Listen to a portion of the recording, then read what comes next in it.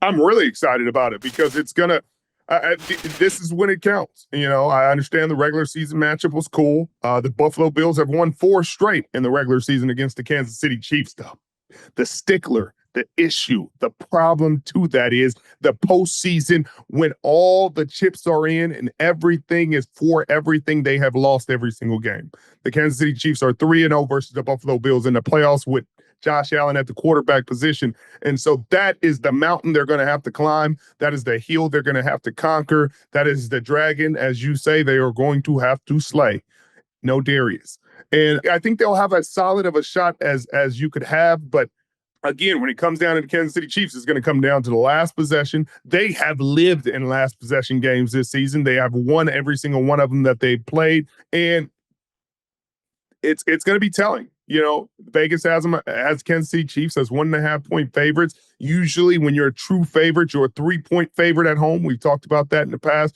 And so Vegas is seeing something. The Buffalo Bills had 35 takeaways this season. Most in the NFL. They had 8 giveaways this season, least in the NFL. They won the turnover battle in every single game that they have played. That has to be some kind of record. I don't remember hearing about a team having such a dominant ratio as this and not being a really a championship team. And that's something we used to talk about, and Pete Carroll used to talk about, winning the turnover battle. And a lot of times you'll win the game. But this is the 7th straight AFC Championship appearance for the Kansas City Chiefs, and that matters. Pedigree matters. Understanding these moments, being in these moments before, that matters in these games. And I know we talked so much about the referees and the roughing the passer calls and all that. It's still a really good team, a team that's been here before, that has championship pedigree. They have the foundational pieces. They have the pillars that have been there before.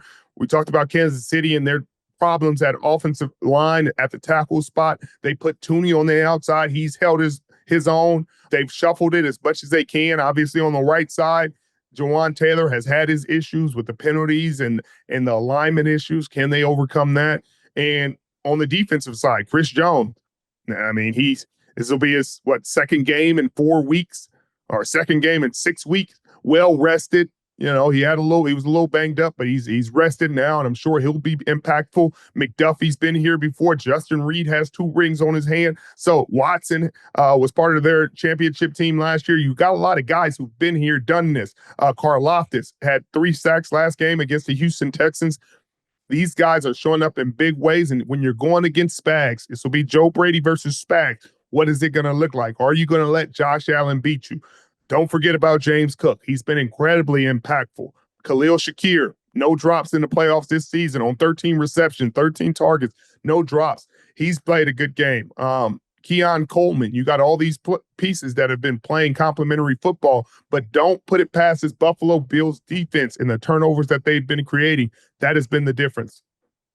You're not lying about that. This Buffalo Bills team, it's a wild stat. 35 takeaways and 8 giveaways. I mean, shoot, my Detroit Lions had 5 last game. So the Bills have 4 straight playoff games, like you said, with no turnovers.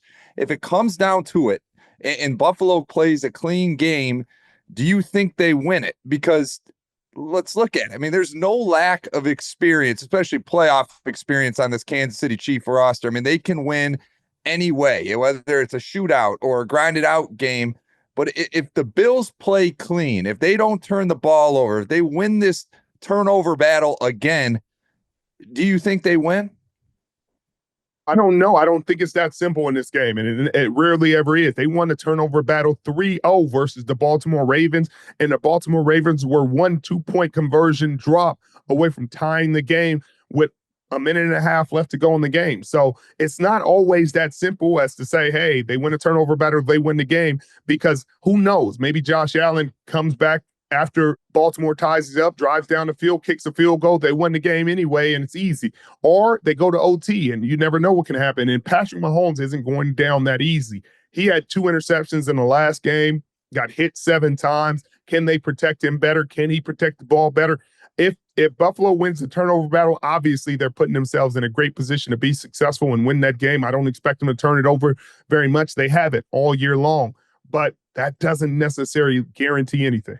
Well, the Kansas City Chiefs should be motivated. I mean, they got, when you think, hey, winning and winning and winning, 2 straight Super Bowls, 7 straight AFC Championship appearances.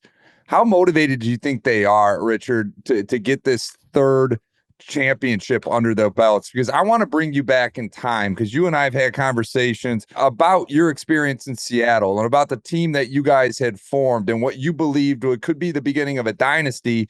You win the first one, or you get close the first year, you win the second year, and then unfortunately you choose to throw the football inside the 2-yard line with under 30 seconds left in the game and ultimately lose. That would have been 2 in a row. And you said the following year that you guys kind of fell off the rails a bit. There was more, I don't want to say drama, but everyone started looking around and thinking about the past. Like, how motivated do you think the Kansas City Chiefs are to keep this train rolling and get the third Super Bowl victory under their belt? Well, it seems like they're really motivated because they're here. They're in the AFC Championship. They went 15-2. You know, you look at that and you say, yeah, they won a lot of nail biters. They won a lot of games in the last possession, or missed field goal, or blocked a field goal, or, you know, whatever the case may be. But they did it. And I think they deserve a lot of credit for that, because it's tough. It's tough to be motivated when you got 2 rings on your finger. You're cleaning the trophy that's just going back into the case.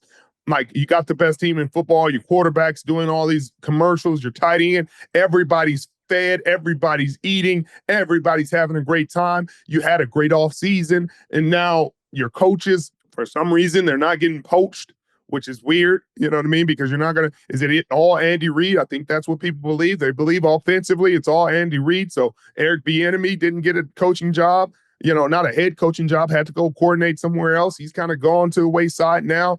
They have Matt Nagy coordinating for him now. We saw how he did in Chicago. It didn't go great, So not every offensive genius works out to be a great head coach, but he's got 2 rings right now in Kansas City. And then you got Spags, who's had opportunities to be a head coach, has been one of the best coordinators in the National Football League defensively, hands down, over the last few years.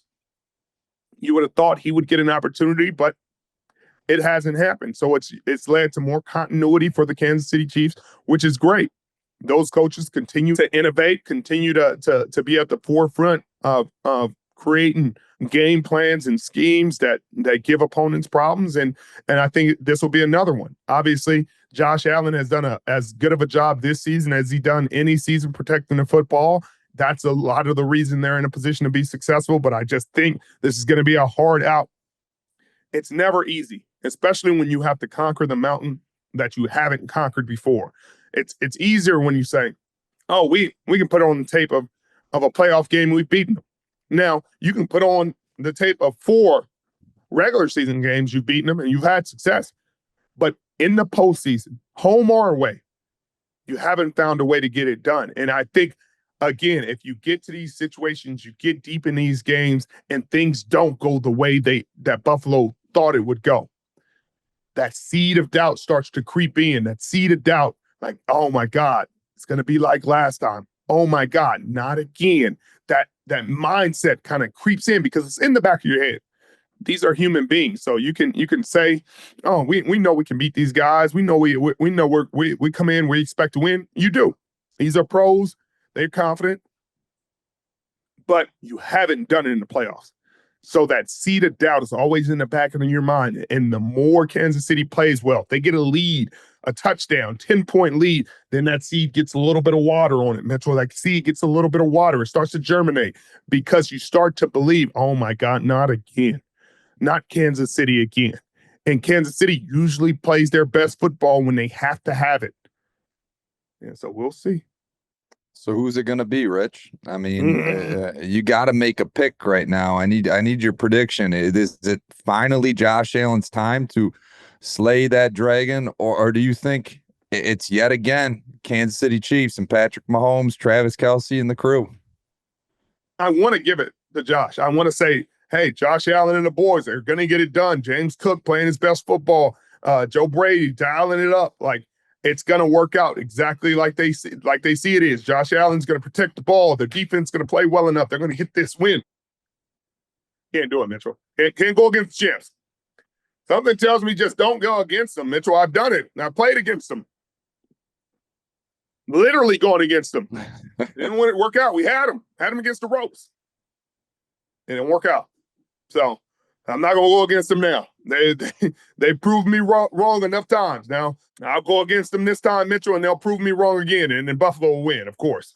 But I got to go with Kansas City. I think Kansas City finds a way to get this done. I think they're evenly matched teams. But Andy Reid and that pedigree and these guys just always find a freaking way to win these games, especially at home. They're a tough team to beat. Richard, if Patrick Mahomes is able to keep this streak going and the Kansas City Chiefs are able to get back to the Super Bowl and ultimately win it, what does this do to his legacy? I know the conversation's already started. Let's not mistake that. You know, Tom Brady is the GOAT right now, but Patrick Mahomes is not too far behind. What does this do to his legacy in that conversation for GOAT status? Well, Mitchell, he's a baby GOAT right now. He's a baby GOAT. And Tom Brady's the big old GOAT with the gray in his beard, and he's standing on top of the hill, and he can and eat the pastures, and he can feel great. But this kid is nipping, Mitchell. He gets to another to another Super Bowl and finds a way to win that Super Bowl, gets another Super Bowl MVP. It starts to become a really, really, really, really interesting conversation at this point in his career, because his career isn't over. And everybody talks about the first half of Tom's career versus the second half. You know, there was quite a few years between his third Super Bowl and the next Super Bowl, et cetera, et cetera. But this kid's already got his third Super Bowl, and if he gets his fourth this season, I mean, it will depend on who saw him play. The people who saw Tom play will say Tom. They'll say this game has become watered down. It's soft. They're flopping. Like, nobody can play defense in this atmosphere. You barely can touch the kids, millennials, et cetera, whatever they're saying, Gen Z. But the people who watch Patrick play, they're going to say Patrick. That's what it's going to be, especially if he wins this one. It's going to be who you watched. And I know people will have differing opinions. There are people who think Montana's the best. You know, people who watch Joe Montana think Joe Montana's the GOAT, and they will not hear anything else. People that watch Marino feel like Marino has an argument, even though he didn't win him a bowl. But that's what I think. I think people will think it's whoever they watched.